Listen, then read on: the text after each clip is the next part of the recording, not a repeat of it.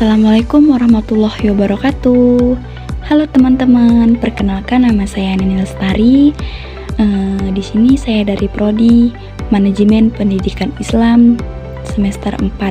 Di sini saya akan membuat video penjelasan atau mempresentasikan tugas UTS saya, yaitu Manajemen Tata Laksana Lembaga Pendidikan Islam.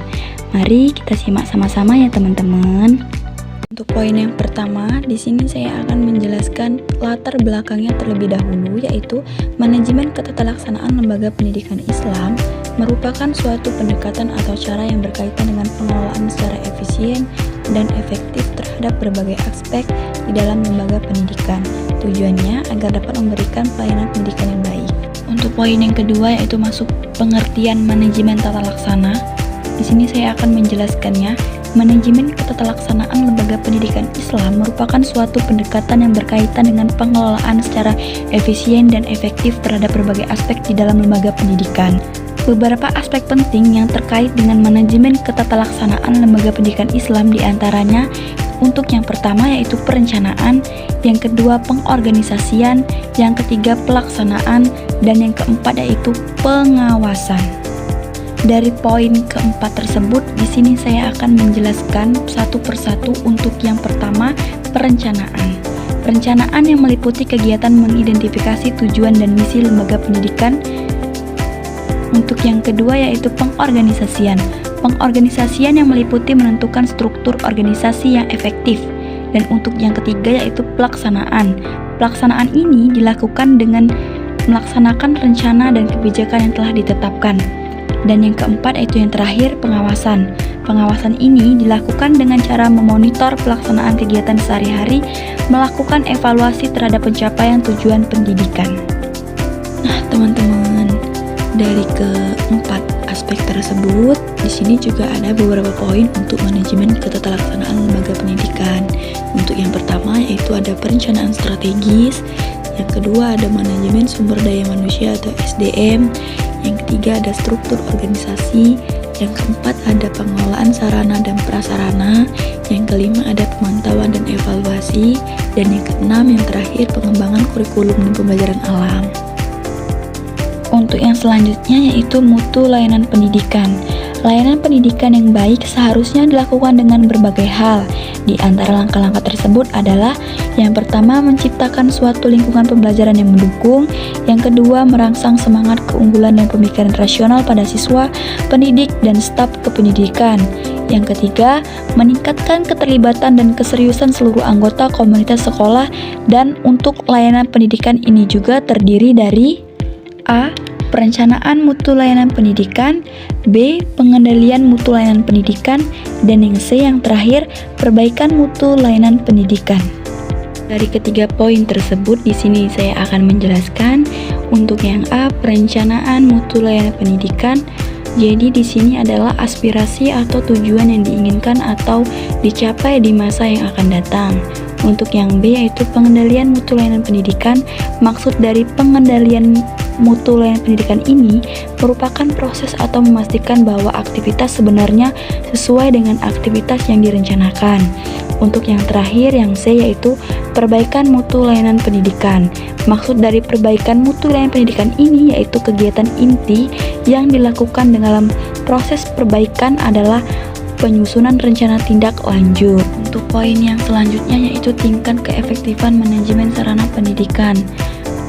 Maksud dari tingkat keefektifan manajemen sarana pendidikan ini merupakan standar prasarana pendidikan mencakup persyaratan minimal dan wajib dimiliki oleh setiap satuan pendidikan. Lahan yang dimiliki setidaknya mempunyai ruang kelas, ruang pimpinan, ruang pendidik, ruang tata usaha, ruang perpustakaan, ruang laboratorium, ruang kerja atau praktik, ruang unit produksi, ruang kantin, ventilasi daya dan jasa, tempat berolahraga, tempat beribadah untuk menunjang proses pembelajaran yang teratur dan berkelanjutan. Dan untuk yang selanjutnya yaitu tingkat keefektifan manajemen tata laksana. Tata laksana ini atau disebut juga tata usaha pendidikan yaitu segenap proses kegiatan menghimpun atau menerima, mencatat, mengolah, mengadakan, mengirim, dan menyimpan semua bahan keterangan yang diperlukan oleh organisasi. Dan di sini juga ada teknologi dalam pelaksanaan tata laksana manajemen peserta didik. Maksud dari teknologi dalam pelaksanaan tata laksana manajemen peserta didik ini yaitu pengelolaan manajemen peserta didik yang baik dalam sebuah lembaga pendidikan menjadi hal yang paling mutlak bagi keberlangsungan madrasah tersebut. Dengan adanya kemajuan ilmu dan teknologi informasi yang telah banyak mengubah cara pandang dan daya hidup masyarakat dalam berjalannya kegiatan di kehidupan sehari-hari, termasuk di dalam dunia pendidikan. Poin yang selanjutnya yaitu di sini ada peralatan dan perlengkapan yang digunakan dalam tata laksana manajemen peserta didik. Di dalam pelaksanaan tata laksana manajemen peserta didik ini, tentunya madrasah mempunyai peralatan dan perlengkapan untuk melakukan pencatatan dan pelaporan manajemen peserta didik yang digunakan untuk mencatat data-data dan laporan peserta didik, diantaranya seperti buku induk peserta didik, yang kedua daftar presensi, dan yang ketiga daftar mutasi peserta didik. Dari yang ketiga poin tersebut, yaitu di sini saya akan menjelaskan satu persatu. Yang pertama yaitu maksud dari buku induk peserta didik ini, yaitu disebut juga buku pokok atau batang kayu. Jadi buku ini juga berisi catatan peserta didik yang sudah masuk di madrasah. Dan untuk yang kedua yaitu daftar presensi. Maksud dari presensi ini adalah daftar hadir peserta didik, dan buku ini juga sangat penting. Sebab kenapa? Jadi kehadiran peserta didik dapat diketahui atau dikontrol. Dan yang terakhir yaitu yang ketiga, daftar mutasi peserta didik. Jadi buku ini juga dapat dibuat untuk mengetahui jumlah peserta didik dengan tepat, sehingga juga madrasah harus mempunyai atau daftar mutasi peserta didik. Nah, di sini juga ada prosedur penataan tata laksana sekolah loh. Yang pertama itu juga meliputi administrasi kepegawaian, yang kedua itu juga ada manajemen administrasi, dan yang ketiga ada pengelolaan keuangan, dan yang keempat atau yang terakhir itu ada administrasi barang. Nah, dari keempat poin tersebut di sini saya akan menjelaskan atau menyimpulkan lebih singkat lagi. Jadi yang dimaksud dengan administrasi kepegawaian ini adalah menguraikan kegiatan yang berkaitan dengan kepegawaian seperti tugas dan tanggung jawab pengelolaan suatu pendidikan dan peningkatan tata usaha kepegawaian di sekolah. Nah, kalau yang untuk kedua ini yaitu manajemen administrasi. Jadi di manajemen administrasi ini yang perlu dipersiapkan yaitu seperti program kerja dan tata usaha. Dan yang kedua yaitu ada absensi dan rekap absen guru dan pegawai, dan juga ada buku agenda masuk keluar, dan juga ada buku ekspedisi, dan yang terakhir itu ada penyimpanan arsip atau sistem penyimpanan arsip. Nah, untuk yang ketiga yaitu di sini juga ada pengelolaan keuangan. Jadi yang perlu harus disiapkan dalam pengelolaan keuangan ini seperti buku kas umum, buku kas pembantu, dan yang terakhir ada laporan keuangan. Dan yang keempat yaitu dan yang terakhir administrasi barang. Nah, jadi maksud dari administrasi barang ini yaitu seperti buku induk atau inventaris barang.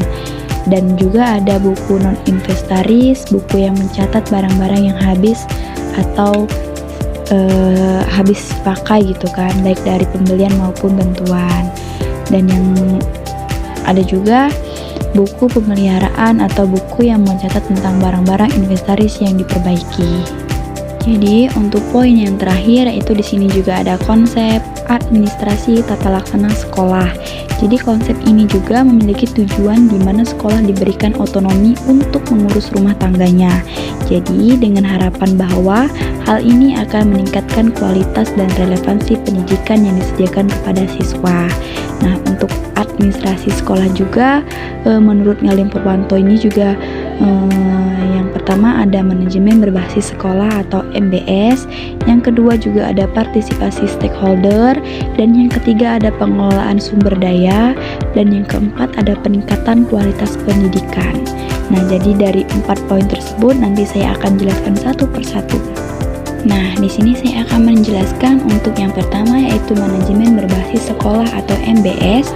Nah, jadi MBS ini teman-teman yaitu mendorong sekolah untuk mengambil peran aktif dalam perencanaan. Nah, untuk yang kedua yaitu ada partisipasi stakeholder. Nah, teman-teman, partisipasi stakeholder ini yaitu partisipasi aktif semua pemangku atau kepentingan dalam proses administrasi tata laksana sekolah. Dan untuk yang ketiga yaitu ada pengelolaan sumber daya. Nah, jadi pengelolaan sumber daya ini yaitu perlunya pengelolaan sekolah yang efisien dan efektif. Dan yang terakhir yaitu ada peningkatan kualitas pendidikan. Nah, jadi teman-teman, menurut Ngalim Purwanto ini menganggap bahwa MBS dapat menjadi alat untuk meningkatkan kualitas pendidikan di Indonesia dengan memberikan kewenangan kepada sekolah, atau diharapkan mereka dapat lebih baik menyesuaikan program pendidikan dengan kebutuhan siswa dan memperbaiki hasil belajar mereka. Nah, itulah video kita kali ini ya teman-teman. Jangan lupa di like, komen, dan subscribe ya, biar nggak ketinggalan video berikutnya. Dan terima kasih juga buat teman-teman sudah menyimak video ini sampai akhir. Semoga bermanfaat bagi teman-teman. Sampai ketemu lagi di video selanjutnya. Saya ucapkan wassalamualaikum warahmatullahi wabarakatuh.